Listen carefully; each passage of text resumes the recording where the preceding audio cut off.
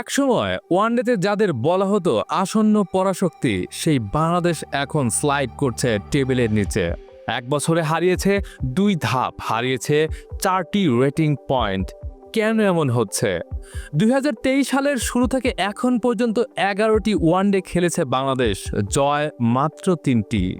White wash হয়েছে West ইন্ডিজের কাছে, সিরিজ হেরেছে আফগানিস্তানের বিরুদ্ধে। এত খারাপ ফর্মের প্রতিফলন দেখা গেল আইসিসির নতুন র্যাঙ্কিংয়ে। বাংলাদেশ এখন 10 নম্বরে। হ্যাঁ, ঠিক শুনেছেন, 10 নম্বরে। নতুন তালিকায় বাংলাদেশ 76টি রেটিং পয়েন্ট নিয়ে 10-এ, আর তাদের জায়গা দখল করে 5 পয়েন্ট বাড়িয়ে 9 নম্বরে উঠে এসেছে ওয়েস্ট ইন্ডিজ। শুধু তাই নয়, গত নভেম্বরে তারা ছিল 8-এ। এরপর আফগানিস্তানের সাথে সিরিজ হেরে আবারও নিচে নামা, মানে পারফর্ম না করলে পতন অনিবার্য।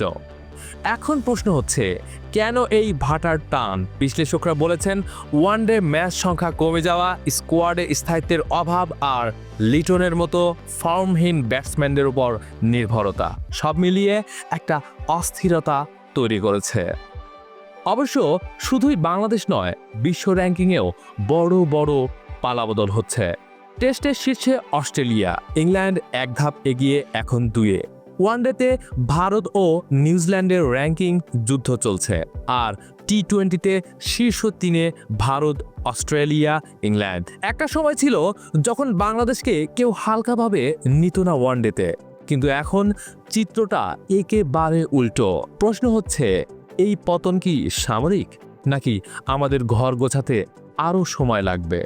অধপতন হয়েছে ঠিক, কিন্তু ঘুরে দাঁড়ানোর সুযোগও আছে। সামনে চ্যাম্পিয়ন্স ট্রফি এবং নতুন কোচিং স্টাফদের পরীক্ষা।